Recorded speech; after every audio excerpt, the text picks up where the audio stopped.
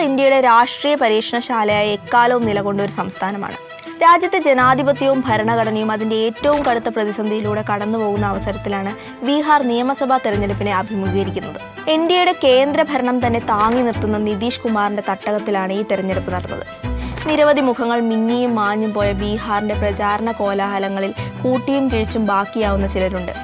ഭാവി രാഷ്ട്രീയത്തിൻ്റെ ഓർമ്മയുടെ ഫ്രെയിമിലേക്ക് ആവർത്തിക്കാതിരിക്കാനുള്ള പാഠങ്ങളുടെ പട്ടികയിലേക്ക് ബീഹാർ ബാക്കി വെക്കുന്ന പാഠങ്ങളിലൊന്ന് രാഹുൽ ഗാന്ധിയുടേതാണ്. ബീഹാറിൽ ഭരിക്കുന്ന എൻഡിഎക്കെതിരെ ജനവിരുദ്ധ വികാരം തീർച്ചയായും ഉണ്ടായിരുന്നു.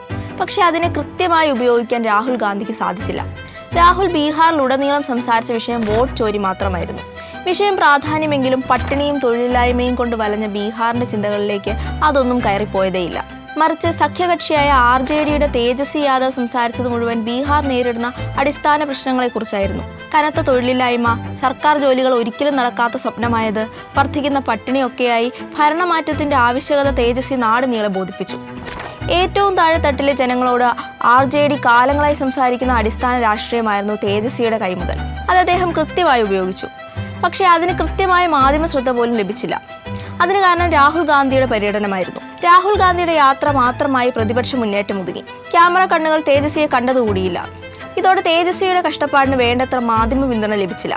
രാഹുൽ ഗാന്ധിയുടെ യാത്ര ഓൾ ഇന്ത്യ കോൺഗ്രസ് ഒരു വിനോദയാത്രയ്ക്ക് സമാനമായി നടത്തി. വൻ സുരക്ഷയിൽ നഗരമധ്യങ്ങളിലൂടെ രാഹുൽ കൈവീശി നടന്നുപോയപ്പോൾ തേജസ്വി യാദവ് ഗ്രാമാന്തരങ്ങളിൽ യാത്രയിലായിരുന്നു. രാഹുൽ പ്രിയങ്ക ബിംബങ്ങൾ പഴയ പോലെ വോട്ടായി മാറുന്നില്ല എന്നതിന്റെ തെളിവ് കൂടിയാണ് ഈ തിരഞ്ഞെടുപ്പ്. സ്വാതന്ത്ര്യ സമരത്തിന്റെ പാരമ്പര്യം പേറുന്ന ചോര എന്ന പരിഗണനയാണല്ലോ കാലം ഇത്രയായിട്ടും ഇവർക്ക് ലഭിച്ചത്. ആ രാഷ്ട്രീയ സാഹചര്യവും സമവാക്യങ്ങളുമെല്ലാം ഇന്ത്യയിൽ നിന്ന് മാറിക്കഴിഞ്ഞെന്ന ബോധ്യമാണ് കോൺഗ്രസ് ആദ്യം തിരിച്ചറിയേണ്ടത്. ദേശീയ തലത്തിൽ സഖ്യമെന്ന് ആവർത്തിച്ച ഒടുക്കം ഇലക്ഷൻ വരുമ്പോൾ സ്വന്തം കക്ഷികളോട് പാലം വലിക്കുന്ന സമീപനം കോൺഗ്രസ് ബീഹാറിലും ആവർത്തിച്ചിട്ടുണ്ട്. അത് സമ്പൂർണ്ണമായി സഹായിച്ചത് NDA സഖ്യത്തെയാണ്. ദേശീയ തലത്തിൽ അധികാര നഷ്ടത്തെക്കുറിച്ച് മാത്രം സംസാരിക്കുന്ന രാഹുൽ ഗാന്ധി ജനകീയ പ്രശ്നങ്ങളിലേക്ക് ഇറങ്ങിച്ചെല്ലാതെ കോൺഗ്രസിന് രക്ഷയുണ്ടാവുമെന്ന് തോന്നുന്നില്ല. സഖ്യമായിട്ടും തേജസ്വി യാദവിന്റെ ഒറ്റയാൾ പോരാട്ടം മാത്രമാണ് ഇന്ത്യ സഖ്യത്തെ ബീഹാർ തെരഞ്ഞെടുപ്പ് ബാക്കി വെക്കുന്നത്. BJPയെ എതിർക്കാനുള്ള മതേതര മുന്നേറ്റത്തിന്റെ നേതൃസ്ഥാനം ഏറ്റെടുക്കാൻ കോൺഗ്രസ് യോഗ്യരല്ല എന്നതിന്റെ ഉറച്ച തെളിവും.